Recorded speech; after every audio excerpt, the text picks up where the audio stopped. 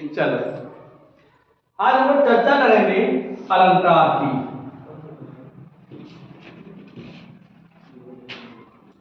अलंकार क्या है, अलंकार किसे कहते हैं? तो जो परिभाषा हम लोग पढ़ते आए हैं वो है जो किसी की शोभा को बढ़ाए। हमने काव्य शब्द नहीं कहा क्योंकि किसी की भी शोभा बढ़ सकती है। शोभा किसी की भी है। भूषण लिखा है, भूषण बिन न विराजहि, भूषण बिन न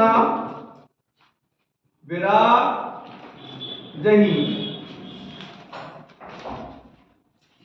कविता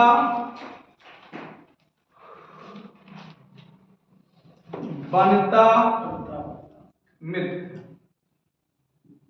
यद्यपि सुब्रत सुलक्षणी सुब्रन सुब्रत, भूषण बिन न विराजहि, कविता वनिता मित्र। तो मैंने कहा किसी की शोभा, अब ये कविता की शोभा, स्त्री की शोभा और मित्रता की शोभा को जो बढ़ाने वाले होते हैं उन्हें अलंकार कहते हैं। क्या कहते हैं? अलंकार। अलंकार शास्त्र के जो प्रवर्तक हैं, अलंकार के जो प्रवर्तक हैं यानी जिन्होंने अलंकार लिखा वो है आचार्य भामह, और उनका शब्दार्थ अलंकार शब्द और अर्थ का सौंदर्य ही अलंकार है। लेकिन जो सबसे ज्यादा मूल परिभाषा है जहां से पूछा जाता है वो आचार्य दंडी ने, आचार्य दंडी ने कहा काव्य शोभाकारान धर्मान अलंकारः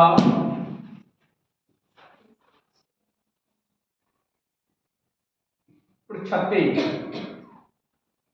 काव्य शोभाकारान धर्मान अलंकारः पृच्छते। नीली लाए भैया क्या? Black blue. अच्छा ब्लैक ही पानी के साथ। चलो काव्य शोभाकारान धर्मान अलंकारः पृच्छते, अर्थात काव्य के शोभाकारक धर्म ही अलंकार है। काव्य के शोभाकारक धर्मों को क्या कहा जाता है? अलंकार। और ये कौन मानता है? आचार्य दंडी। थोड़ा स्याही डाल लें फिर आगे की चर्चा करते हैं।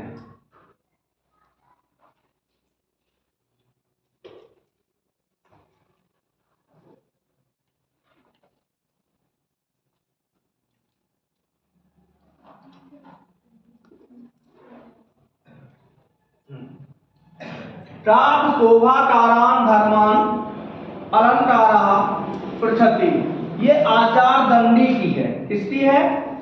आचार्य दंडी। इसका मतलब दंडी कैसे हैं? अलंकारवादी कवि हैं। कैसे हैं? अलंकारवादी कवि हैं। तो आचार्य दंडी की जो परिभाषा है वो है काव्य शोभाकारान धर्मान अलंकारः पृच्छति, अर्थात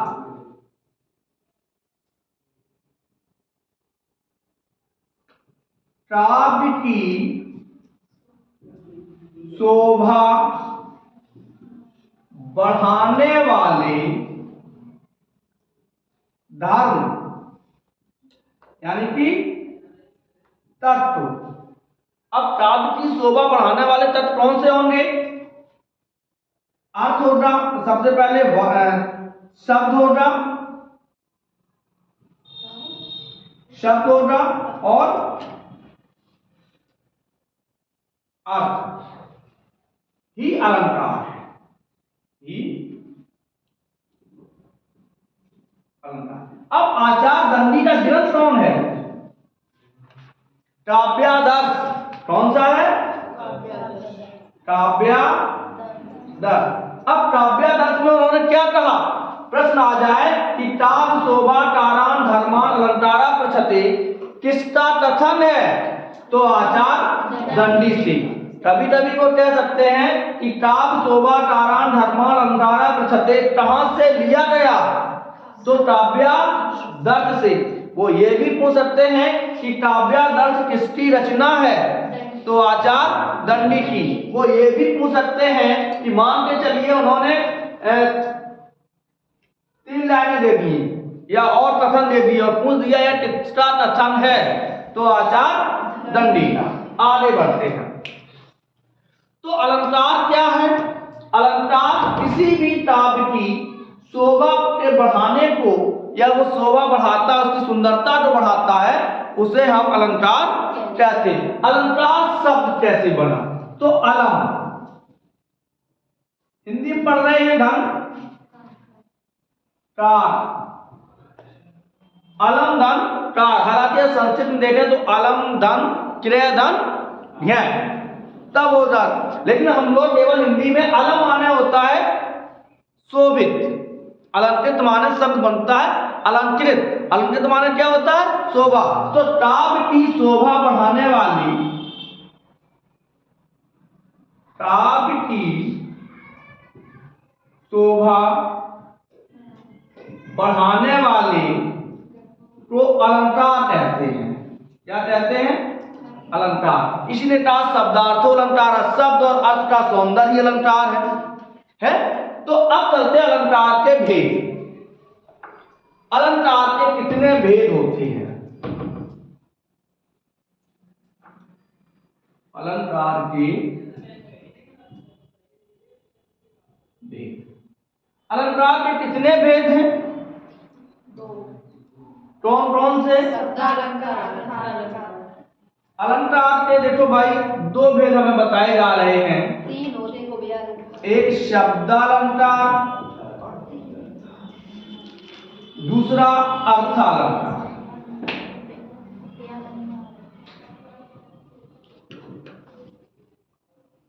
तीसरा एक भेद और होता है जिसे हम कहते हैं उभयालंकार।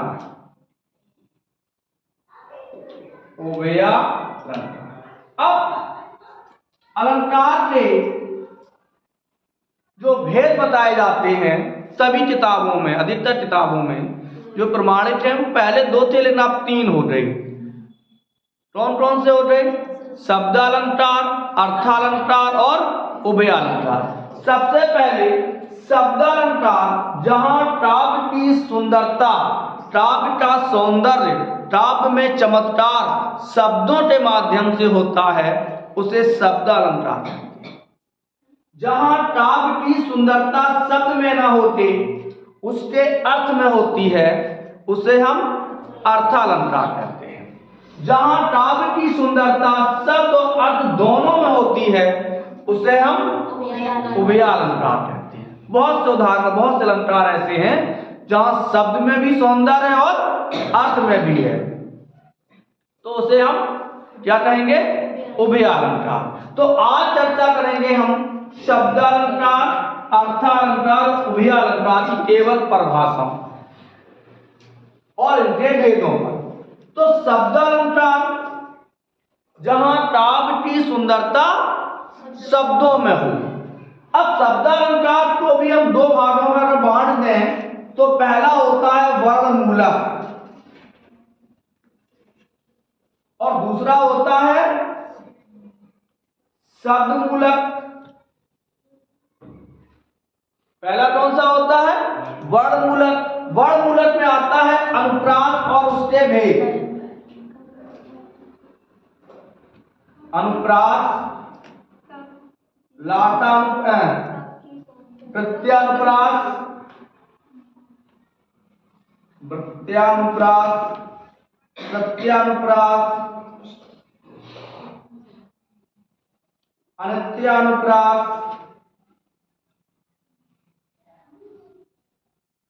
और शब्दमूलक में होता है, देखिए, यमक, श्लेष,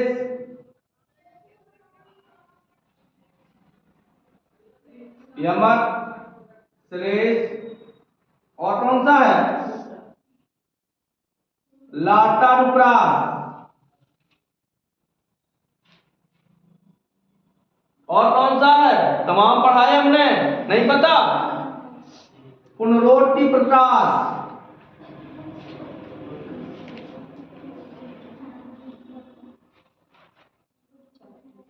वक्रोक्ति, पुनरुत्पादाभास,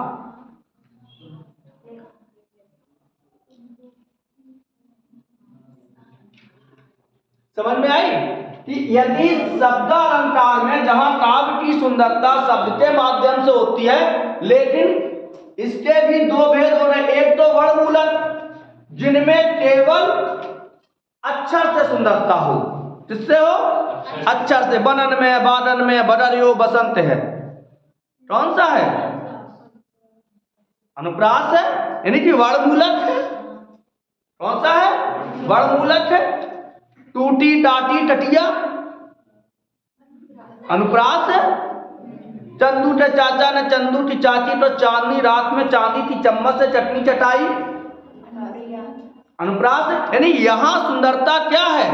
वर्ण के माध्यम से है। जान जान जीव जड़ जो है जर जामनी। तभी आपने देशराज पटेरिया तो सुना होगा। देशराज पटेरिया का एक गीत है, गुदना गुदवाइलो दुनिया नई नई चाल की। उसमें आप वो देखो, उनके वर्णों का समावेश हर एक अंतर। अगर माँ उठाया तो माँ पे, ना उठाया तो ना का ही पूरी पूरी लाइन होती है। तो वो क्या है? वर्णमूलक है। कहने में जो अच्छा लगे। ठड़क तीन के ठड़कने से ठड़कती हैं खिड़कियां, और खिड़कियों के ठड़कने से ठड़कते हैं ठड़क तीन। तो क्या है? ये वर्ण बनाए गए हैं, ये शब्द बनाए गए हैं। और कैसे हैं? वर्ण।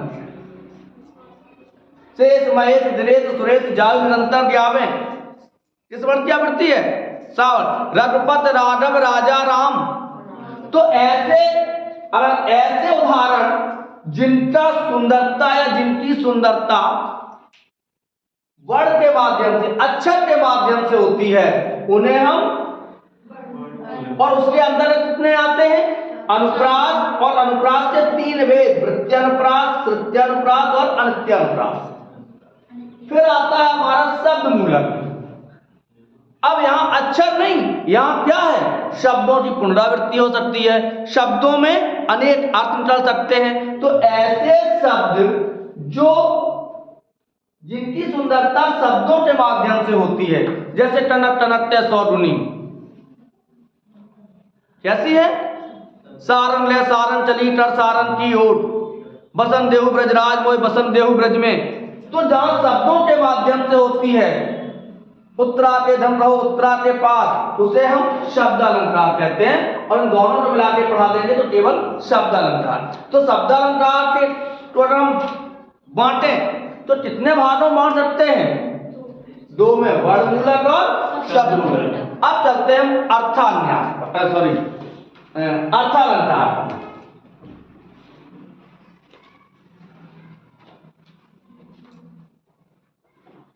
अर्थालंकार जहां काव्य में सुंदरता शब्द में ना होते, किसमें हो? उसके अर्थ में हो, उसे हम अर्थालंकार कहते हैं। जहां काव्य में सुंदरता शब्द में ना होती, उसके अर्थ में होती है, उसे हम अर्थालंकार कहते हैं। इसको भी हम कुछ भागों में बांट लेते हैं, जैसे सादृश्य मूलक। सादृश्य मूलक।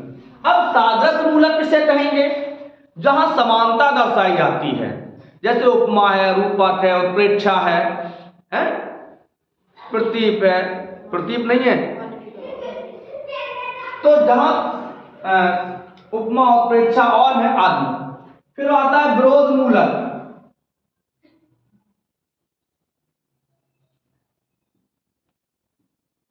विरोध मूलक जहां एक दूसरे से के विरोध हो, जैसे असंगति है, विभावना है, विरोध है एक दूसरे से। फिर आता है कारण काल मूलक। कारण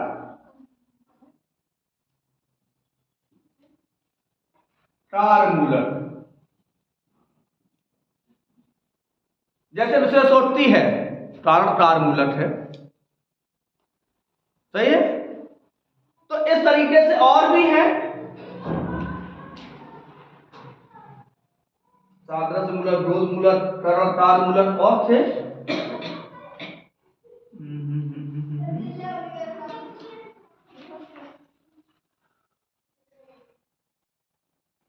विरोध सादृश्य मूलक, विरोध मूलक, कारण कारमूलक, मूलक या मूलक, निषेध मूलक, क्रम मूलक, न्याय मूलक। हाँ चलो, क्रम मूलक। अब क्रम मूलक में जैसे यथासंख्य है, निषेध मूलक